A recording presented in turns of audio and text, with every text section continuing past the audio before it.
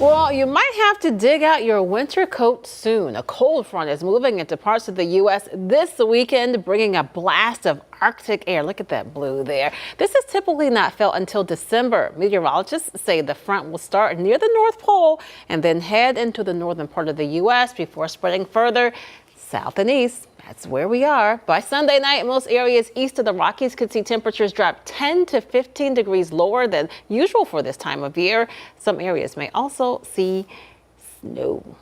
That just looks cold. It does. Especially that. Look at that purple spot. What's purple mean? Purple just means even colder. I thought you said purple meant stay inside. Yeah, purple means stay inside. Yeah, no, that's what I said earlier. No, but seriously, the more that you move from those darker blues to the purples, and I think the next color, I think it just turns black. That means absolutely stay inside.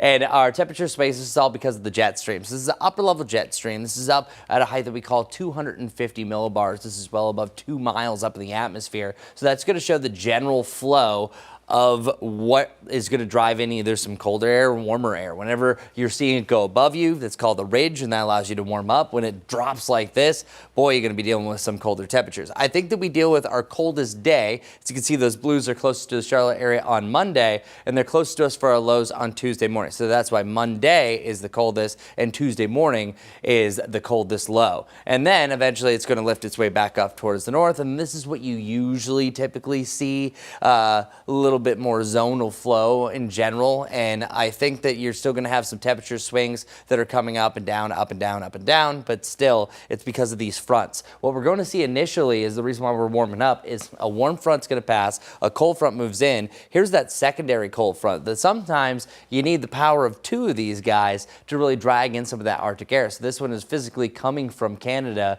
borrowing a piece of what is also known as a big hype word, polar vortex. We don't really refer to it at this time of year, but usually it's a piece of Arctic air. It starts to wobble a little bit, and that can allow a chunk of that colder air to visit down. Now, of course, it's not as cold as it's going to be later on in January, but it's still pretty significant. So get ready to ride the roller coaster. We're actually on the way up. Today's 69. We get into the lower to the mid 70s this weekend, and then boom, 47 degrees. That was one of my one things. But I also have to show you this. We brought up the S word, and I'm talking about snow, not the one that's going to get me fired. You're looking right around the Tennessee border.